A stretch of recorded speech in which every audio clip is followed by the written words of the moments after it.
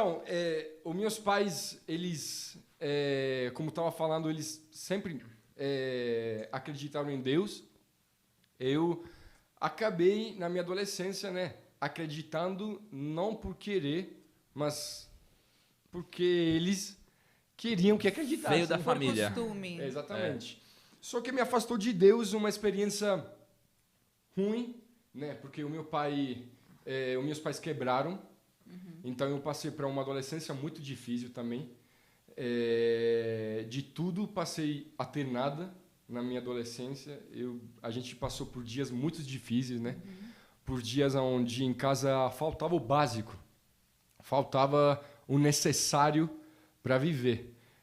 Só para você ter uma ideia, a gente tomava banho esquentando, né, água na panela. Porque não tinha energia elétrica. Porque não tinha energia elétrica, sabe? A gente, de vez em quando, acabava não pagando a luz, né, a conta da luz, e acabava indo, dando volta na casa com vela, assim, porque a gente ficava sem luz. Só que, apesar disso, eu sempre vi os meus pais vivendo uma fé forte, enraizada na palavra, na presença de Deus. Eu sempre vi os meus pais dispostos a amar o próximo com todas as forças deles. Eu falava assim, eu ficava doido. Eu pensava assim, como isso é possível? Eles se entregam tanto assim pelas pessoas, eles se entregam dessa forma tão intensa, tão passional para Deus. Deus, o que ele faz? Ele devolve e responde a essa entrega dessa forma.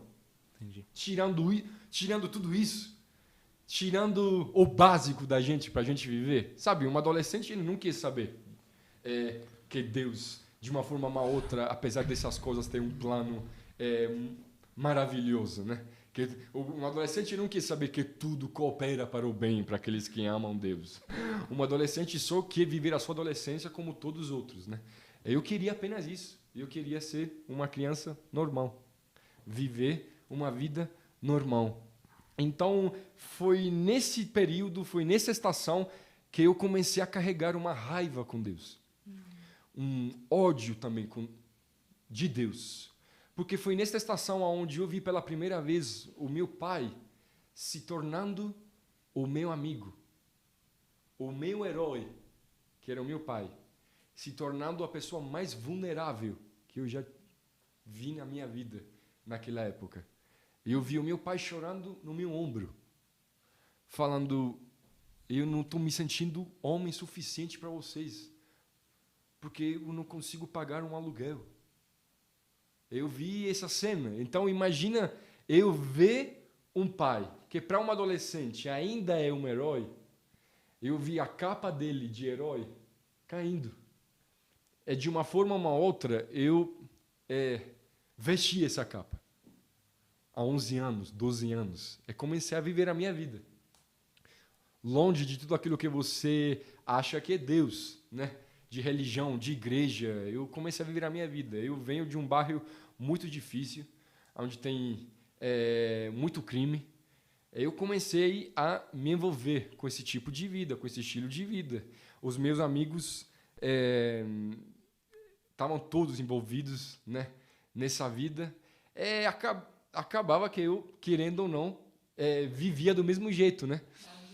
Na máfia. Praticamente era isso. Tá na máfia. O meu bairro é como se fosse uma quebrada aqui, né? Então, assim, David da quebrada.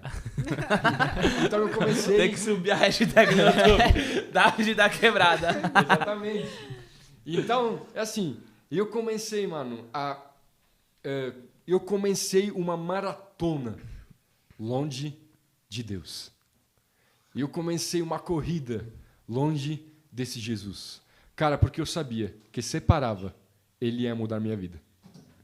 Eu sabia que na hora que eu parava de correr longe dele, ele ia mudar para sempre a minha vida. Então eu comecei a correr muito forte. Eu comecei a correr muito rápido, porque eu não queria me encontrar com esse Jesus. E eu não queria me encontrar com as palavras dele. E eu não queria me encontrar com esse Jesus que ele trazia milagres para minha casa. E eu não queria me encontrar com esse Deus do sobrenatural que fazia a massa crescer na panela. Enquanto na minha casa a gente convidava 20 pessoas com só meio quilo de massa.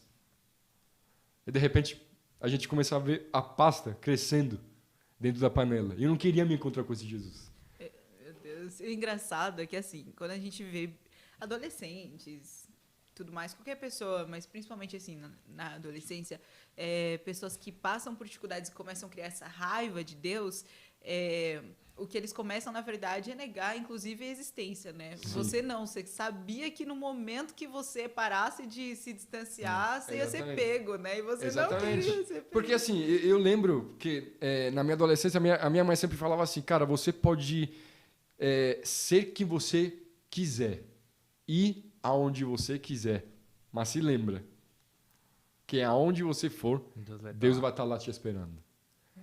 Cara, isso acabava comigo. Porque eu queria ser uma pessoa, fazer as minhas coisas, me divertir, curtir a minha vida com os meus amigos e não sentir o peso que eu era de Deus. Então eu tentava apagar esse sentimento, essa verdade, mesmo se para mim não era uma verdade isso, né, ainda, eu queria apagar isso dentro de mim. Então comecei a me envolver com vários vícios, né? Eu comecei a beber muito, assim. Eu estava quase praticamente afogando e afundando no álcool, no vício do álcool, né? Então, isso só para cobrir, esconder uma verdade. Esconder algo que eu sabia que estava me chamando. Só que, enquanto eu estava lá, correndo longe dele, cara, Jesus tem mais fôlego que eu. É louco. Ele esperou eu cansar. Eu já cheguei madrugadas, assim, chegando em casa, voltando para casa, que o cheiro das bebidas chegava até o quarto dos meus pais. Sim, chegava vomitando em casa, ficando de madrugada, assim, me olhando no espelho, sem saber quem eu era. Então, isso é muito doido de pensar, né? Porque eu apenas estava querendo fugir de alguém que eu sabia que existia. Uau. E não estava negando a existência dele. Eu estava justamente fugindo dele, porque sabia o quanto ele era verdadeiro. Uau. É isso. Uau. Isso.